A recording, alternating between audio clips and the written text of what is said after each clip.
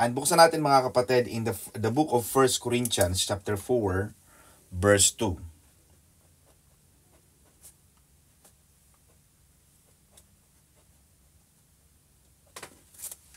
Ang sabi ng 1 Corinthians chapter 4 verse 2, it is required, moreover, it is required in stewards that a man be found faithful. Sa Tagalog mga kapatid, isang requirement sa mga katiwala na tayo ay mapagkatiwalaan at masumpungan na tapat. Mahirap kasi makakita ng tapat na tao ngayon mga kapatid.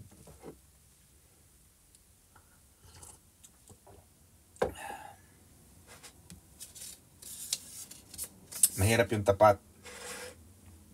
You see mga kapatid, Pastor Don is an attorney, and there are times at Milan that clients will pay me directly. Yeah. I don't normally go to office. I have an office. I have my secretary. I have my paralegals. I have supports. I don't normally go to office, Ate Uye. I don't normally go to office daily because marami kaming ginagawa. But there are times, Sister Feli, na magbabayad yung kliyente. Saan magbabayad yung kliyente ng... May nagbayad sa akin na timilin ng... Siguro sa pera ng euro is about 7,000 euros cash. Tapos na yung case. Panalo ko na yung case. Minita ko sa Starbucks. They gave me 7,000 euros cash. And there was like... Pwede ko na siyang hindi i-declare. Pwede ko na siyang hindi sabihin sa office. And there are times people pay like 1,000 euro, 2,000 euro, 3,000 euros, and about 7,000. Yun ang recent ko na-receive. Pwede ko siyang hindi sabihin sa office. Hindi na nila alam. I never do that. I want my company to find me as a faithful steward. Malaking amount. Pwede kong itago yun eh. Laki na nun. But no. Hindi ko gagawin yung bagay na... Kasi eventually, it will be found out eh. What if may makapagsabi na, oh, itong si attorney, nagbayad ako sa kanya ng ganito. I put it there. Kaya ako, Ate Milen, kahit hindi ako mapasok ng... Yung last employer ko, o last law firm ko, hindi ako pumasok ng 4 na taon. Hindi ako pupunta ng office ng 4 na taon. But they can never accuse me that I stole money. I did not declare any money. Because everything I receive, even cash, or deposit sa account kong diretso. Kasi yung consultation fee, diretso sa akin eh. Eh minsan yung kliyente nagkakamali na akala nila sa akin pa rin yung ibibigay, pero dapat sa law firm na. Pero dinideclare ko yun. So, the topic that I would like to discuss mga kapatid is about becoming a faithful steward.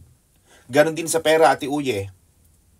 With respect to money, marami kasi ang attitude ng mga maraming tao today na lahat ng kanilang income ay galing sa kanilang pagsisikap or hard work. Akala nila, ay ako naman to nagtrabaho nito, akin to. They feel that it belongs to them. And they can do with it as they please. Akala nila, total sila naman ang kumita, Ate Uye, may karapatan silang gastusin yon kahit anong gustong gawin nila. Walang makakapigil sa kanila. Pero ang kaharian ng Diyos, the perspective of the kingdom of God, has given us everything that we own. Ang isang mabuting Kristiyano mga kapatid ay nauunawaan niya na ang kanyang tinatangkilik, sweldo, kahit galing yan sa iyong pagsisikap or trabaho, hindi yan galing lang sa iyo. Yan ay nagmula sa Diyos. Kaya yung tithing, you don't give God unless God gives you first. Yun ang logic dun eh. Kaya dapat hindi tayo madamot sa Diyos. Kung tutuusin, wala ka namang bibigay sa Panginoon, wala siyang binigay eh. Sabi ng Panginoon, bring the full tithes. The 10% will be coming from the 100% that God gave you first. Hindi ka naman niya hiningan at uye, wala ka pang sweldo, di ba? Mag-tithes ka na. Walang ganon, mga kapatid. Kaya sa Timilen, tama. Pagkatanggap mo, takbo ka sa padalaan kasi natanggap mo na eh. Nagbigay na ang Diyos ng nauna eh. Hindi ka naman pinatatakbo sa remittance bago mo tinanggap.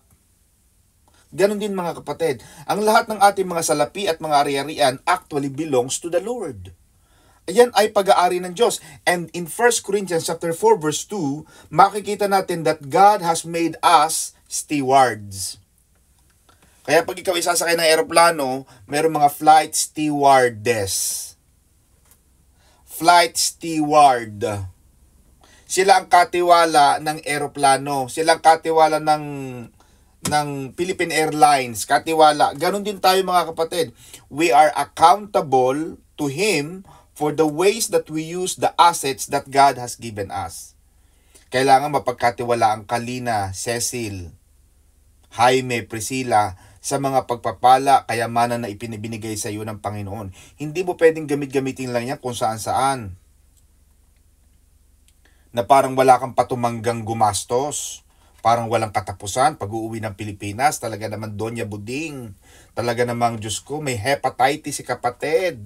Lahat na lang ng mga diamantes at mga hikaw, talaga namang pag tinamaan ng araw, parang kumukuti-kutitap. Tinalo mo pa si Peter Pan. Amen ba mga kapatid? Okay din naman yun. Kaya lang, wag naman masyadong pakayabangan mga kapatid. At baka ikaw ay habuli ng mga mangungutang. Paalala lang yan mga kapatid. When you are the steward of God's finances, He requires you to be faithful with your money. Kailangan meron ka ring responsibilidad mga kapatid sa pera. May pera kang kakaunti. Ito ang problema ng mga tao mga kapatid. Kaya mga tao lagi naghihirap. Alam mo bakit, Ate Milen? Ang pera laging kulang, Ate Uye.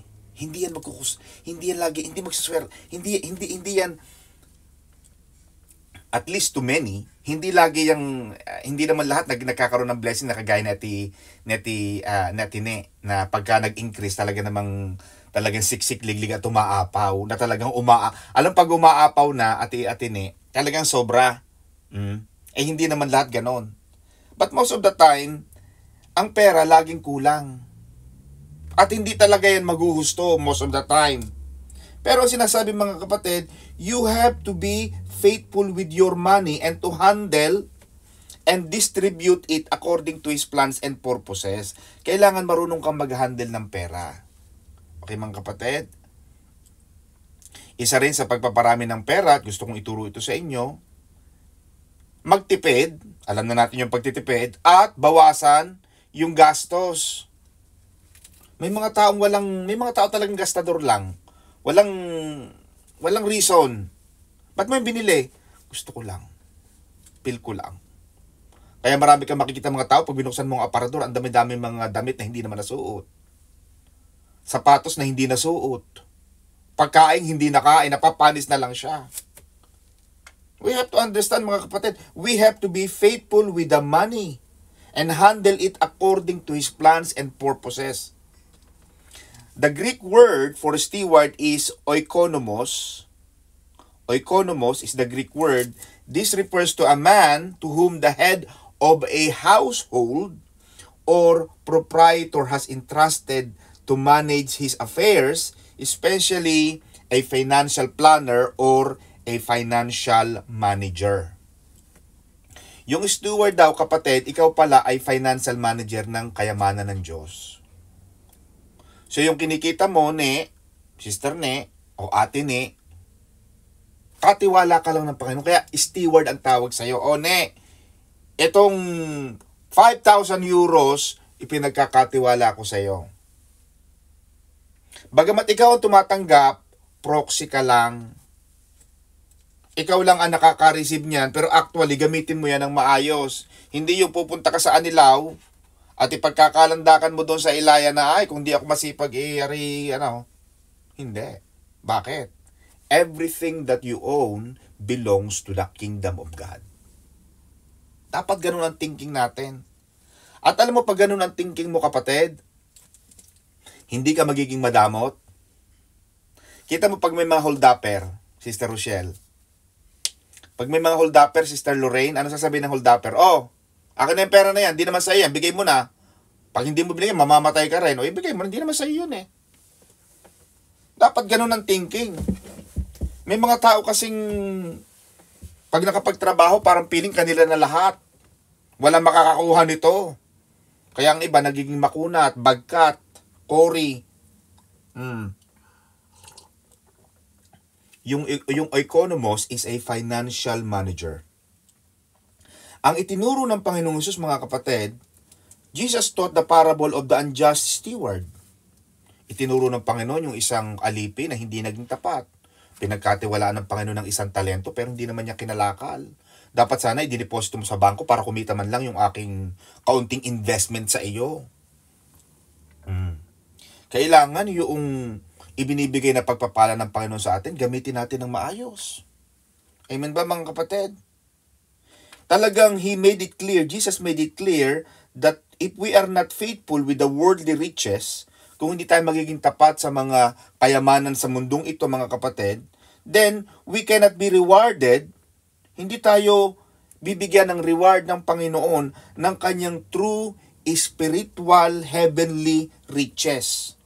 Hindi ka napagkatiwalaan eh. Kaya mahirap yung hindi napapagkatiwalaan. Amen ba? Maganda sa tao yung napapagkatiwalaan. Kahit sa kukonte, napapagkatiwalaan ka. Sinabi sa akin ni may pastora yan, anak, hindi lang sa malalaki, pati sa maliliit. Kaya pag may nagbayad sa akin ng 300 euros lang, maliit lang yun, pwede ko nang bulsa, declare. Para balikan man ako, wala akong itinatago. Kailangan maayos, mga kapatid. Maganda na papagkatiwalaan tayo ng kayamanan ng Panginoon. At pag napagkatiwalaan tayo at iuya sa mga mumunting mga bagay, ang sabi ng Biblia, sa malalaking bagay, sa mga langit na mga biyaya, pagkakatiwalaan ka rin ng Panginoon. Ano sabi ng Panginoon sa Luke 16:11? Therefore, if you have not been faithful in the use of unrighteous wealth, who will entrust the true riches to you? Ano ba yung totoong kayamanan at Milen? Kayamanan sa langit. Kaya mahalaga sa isang Kristiyano na papagkatiwalaan sa pananalapi. Mahalaga yan, mga kapatid. Kaya mapapansin mo, Sister Sheka Italia Sara, o yan. Kasi hindi nilalagay ni Sister ang kanyang pangalan. Kaya ang pangalan mo, Sheka Italia Sara. Kasi sabi ni Bishop, magpapapanalangin. Ano po? Sino to? Si Angel 2016. O kaya ang kanyang itsura ay pusa. Kaya ang nakakatanggap ng blessing, si Sister Pusa. Amen, mga kapatid? Now, ibig sabihin, mga kapatid, na kapag tayo ay napagkatiwalaan sa mga pananalapi, pagkakatiwalaan din tayo ng Panginoon sa mga makalangit na kayamanan. Mahalaga yun. Kaya mapapansin mo na ang Biblia ay nagtuturo ng mas maraming bagay patungkol sa pera at pananalapi, more than prayer and fasting combined 2 times. Kahit Jesus tinuro niya ang pananalapi eh. Ibig sabihin, huwag mo sabihin na hindi mo kailangan ng pera. Hindi naman natin kailangan ng pera. Oo, sa langit hindi.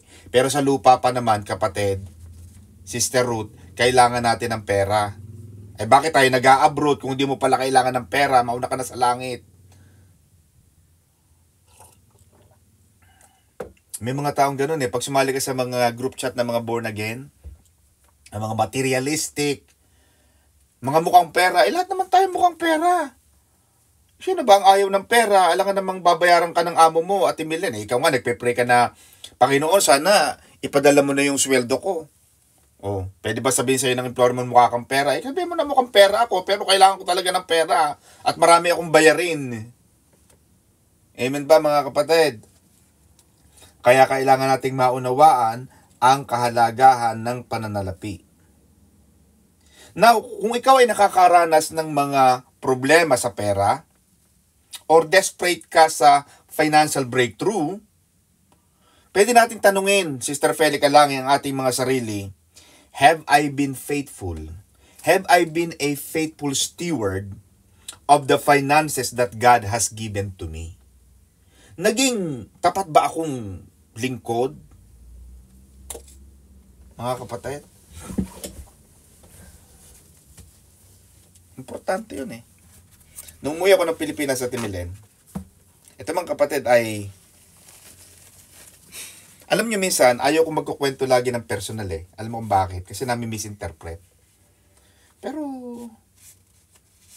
may mga pastor na ayaw nilang i-share yun. Pero naunawaan ko rin naman yun. Pero ako, kaligayahan ko yun eh. At totoo. Nakita ko na ipinadala ni Brother Milky yung, sabi niya, Ma'am, Dad, ito yung ticket nyo. Papunta ng Amerika, January, blah blah, to March or something. Pinakita sa akin ni Milky. Sabi ni Milky, kuya to, ito ang bibili nating ticket. Nakapag-tights na ako noon at Emily na. At hindi ko nasasabihin sa inyo mga kapatid ang tights ni Pastor Don at saka ni Sister May. Baka mabigla kayo. Huwag na natin pag-usapan yung tapat na yon. Ang pag-usapan natin itong issue. Hindi niya na ako inaasahan doon. Kasi, pero nung makita ko yung kapatid, sabi ko, I will plant the seed again. Doon, may pera ka pa? Eh, bahiting-bahiti, ma'am. Meron pa. Pero ang sinasabi ko mga kapatid, kapag ikaw ay naging tapat na katiwala ng Panginoon sa iyong mga pananalapi, tama ang sabi ng Biblia mga kapatid. Tama ang sabi ni Haring David, hindi ko kailanmang nakitang ang matuwid at ang mga tapat na namalimos ng tinapay at pinabayaan ng Diyos. Kapag ikaw ay tapat sa kaharian ng Panginoon mga kapatid, lahat ang pinagtataniman mo ay mga alagad ng Panginoon, alagad ng Diyos, tapat na lingkod ng Panginoon. Sabi nga Atene, isang basong tubig lang. Mga kapatid, yung pa kaya maging bahagi ka ng, diba?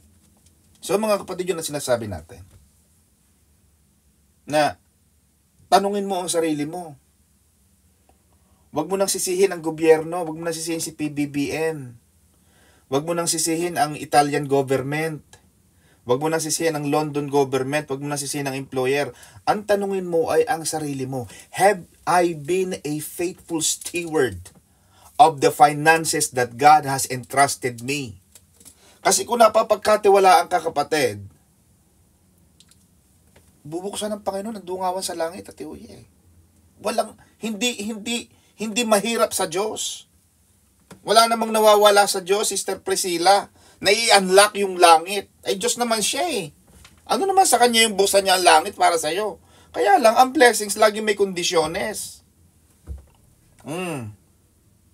Baka naman pagka nagkakapera ka, ay bilmo ko niyan. Ay di ubos-ubos biyaya ka. Kaya mahalaga mga kapatid, sa isang Kristiyano, maganda mga kapatid, nag-iipon, nagpaplano. Uuwi ka ng Disyembre 2024. Mangangarap ka, kakantahin mo na naman yung I'll be home for Christmas. Ngayon pa lang January 2024. Mag-ipon-ipon na. Maghulog-hulugan na. Mga kapatid, hindi yung pakanta-kanta ka, kumakanta ka na, December na, wala na, mataas na ang pamasahe, ngayon mura-mura pa lang. Kaya kahapon, kausap na namin yung aming flight agent na si Sister Jen. Naguhulog-hulugan na kami. 200 euros. Di makakauwi kami sa December. Maganda sa tao may plano, napapagkatiwalaan ka. Sinasamantala mo yung mga discount. Kaya ngayon mga kapatid, dati-dati ayaw ko rin yung mga promo, mga vouchers, mga discount. Kinukuha ko na rin at Milen. Dati-dati ayaw kong Dati hindi ako member ng Sharonian Club. Naku, ngayon member na rin ako niyan, Pastor Saldi. Nagdadala na rin ako ng mga Sharonians. Nakikisyaro na rin ako. Bakit? Sayang. Magluluto ka rin lang sa bahay, Sister Cecil. May natira pang leche plan at may natirang konting di sige, dali na sa bahay. Hindi na magluluto ang aming kasambahay. Nakakatipid. Kung hanggang makakatipid ka, magtipid. Ganun ang isang mabuting katiwala. Amen ba? O naghuhugas ka ng pinggan, wag agad nagtututbrush, tulo ng tulo ang tubig. Kung 2 minutes yung pagtututbrush mo, tulo ng tulo yung tubig, edi sayang. Ilang 2 minutes yan sa isang araw, sa isang linggo, sa isang buwan, sa isang taon. Ilang kayo sa buong household nyo na naganyan ang ugali sa tubig, sa kuryente. Pag walang gumagamit ng kuryente, patayin ang kuryente. Amen ba? Hindi yun nakabukas lahat. Mahalaga yan mga kapatid. Kailangan matutong mag-ipon ang mga Kristiyano. Mahalaga yung pag-iipon. Sige, magkakaroon tayo ng tanungan dito mga kapatid. Sino rito ang every month nakakaipon? Mag-like. Pag hindi kayo nag-like, hindi kayo nakakaipon. Sister Magic Italy, nakakaipon. Sister Belen, nakakaipon.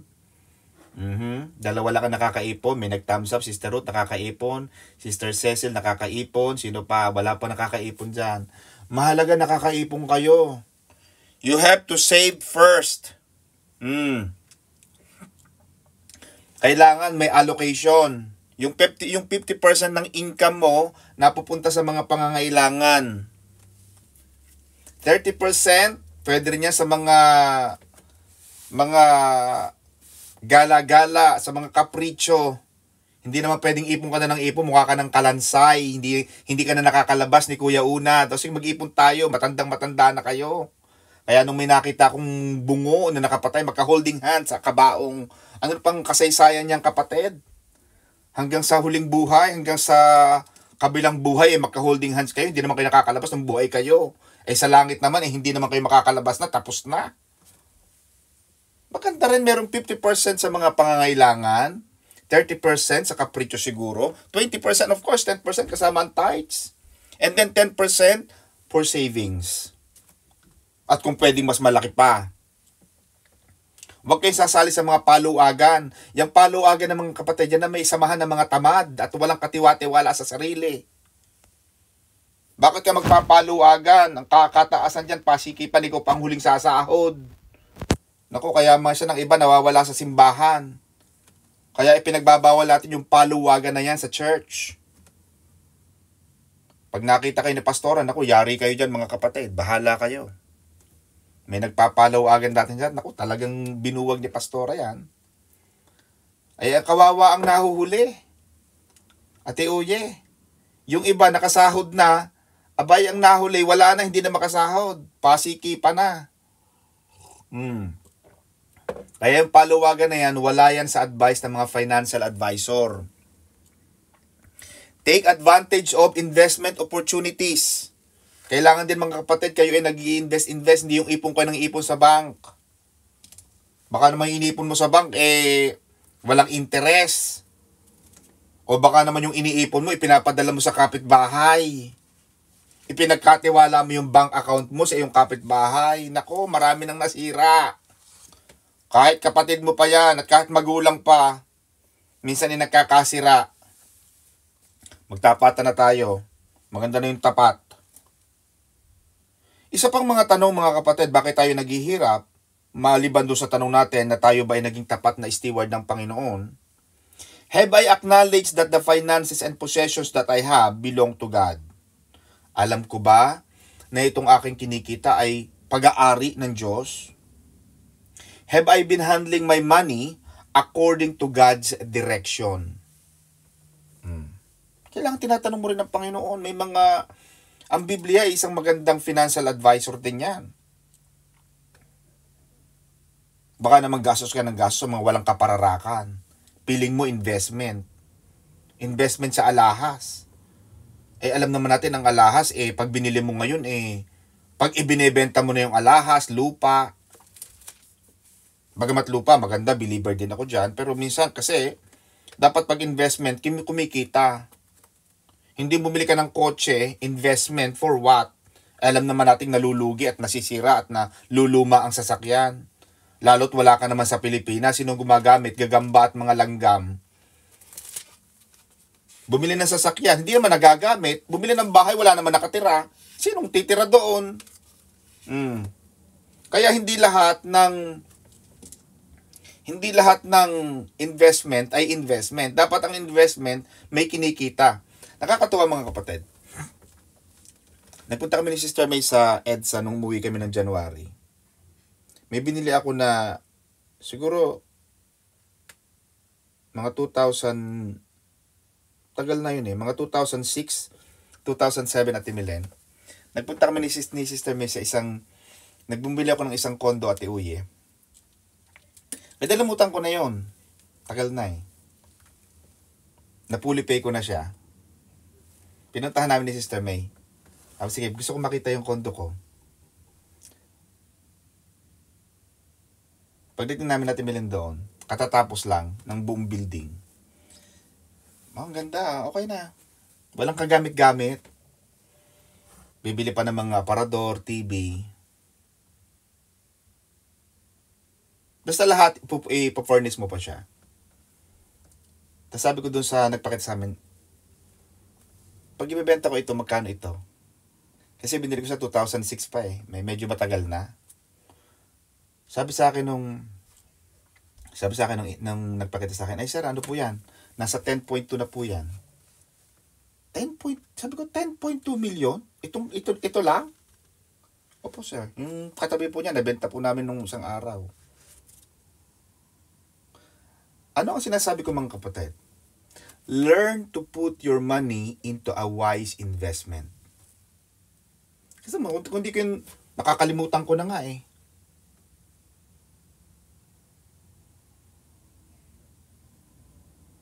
I think may nag-email kay Sister Lab. May sumulat Security Bank. Sabi niya, kuya, nabuksan ko na itong sulat from Security Bank. Meron pala kaming investment at ibili na 950,000 na. Kailan yan? Ang tagal. Hindi na namin nakikita. Pero yung pala, kahit matagal mo nang hindi siya nabubuksan, pero kumikita yung pera. Put your money, take advantage of investment opportunities. Magtanim-tanim. Tama ang sabi Ate Uye, magtanim ay hindi biro. Ay talagang ganoon tagay. Hindi talaga biro ang pagtatanim. Abay lalo naman ang ikaw ay nakatuwad. Maghapon kang nakayukod, maghapon kang nakayuko. Nakukuba ka na sa kahirapan, mas mahirap yun. Mahirap talagang magtanim ay hindi biro. Maghapong nakayuko. Abay ganun talaga Pero ang mas mahirap kapatid, yung wala kang itinanim. Sister Tess. Yung nangangailangan ka, wala kang makuha. Kaya tanungin natin ang ating sarili mga kapatid. We have to be a faithful steward of God's finances. And 1 Corinthians chapter 4 verse 2, yun ang sinasabi mga kapatid. Na it is required in stewards that a man be found faithful. Mapagkatiwalaan kayo sa trabaho ninyo. Tama yun bang bayad sa'yo per araw? Ay tama sa iyong ginawa sa araw na yaon. At kung pagsarado ng pinto, Ate Uye, naramdaman mong ang ibinadya ng employer mo ay 100 or 200 euro per day, mararamdaman mo sa sarili mo, sulit ang ibinayad sa akin ng amo ko. Amen mga kapatid? So lagi tayong maging tapat with all that God has given us. Amen mga kapatid? Maging tapat. Itong konting ito, pararamihin ito ng Panginoon. Magiging tapat ako sa karya ng Panginoon. Magiging tapat ako sa employer ko. Magiging tapat ako sa sarili ko. Maganda rin, binibihisan mo rin ang sarili mo. Tama yan, Ate Uye, Ate Ne. Ate Milen, nagde-date kayo, lumalabas. Yan ang buhay. Huwag kayong mahiyang kumain sa labas. Amen ba? Kuhanan ng picture yung mga tubig na iinumin. Kahit yan ay tubig ng puso. O sige lang. At least lumalabas kayo mga kapatid. At nakikita. Pinapakita mo na glory to God. Dati-dati hindi kami makalabas, hindi kami makapunta ng bayan. Ngayon kita mo, nakakakain kami ng Jollibee, McDo. Basta Pastor Salde, wag mo lang kakainin ng buto ng manok. Dahil baka tayo maluugan mga kapatid. I will pray for Pastor Salde for complete healing. Basta mga kapatid, yan ang ating aral ngayon. Determined to be faithful with all that God has given you. At yung konting meron ka, pararamihin niya ng Panginoon. Yung meron ka, Panginoon, ito ibibigay ko sa iyo, tatanim ko ito. Magbibigay ako dito, Panginoon, magtatanim ako sa aking sarili, magtatanim ako sa karya ng Panginoon. Ibabayad ko ito sa mga dapat bayaran at makikita mo. Pag naging tapat ka sa maliliit na bagay na ibinagkatiwala sa'yo ng Panginoon, pagkakatiwalaan ka ng Panginoon sa malalaking bagay. Amen? God bless you all mga kapatid. Pagpalain kayo ng Panginoon.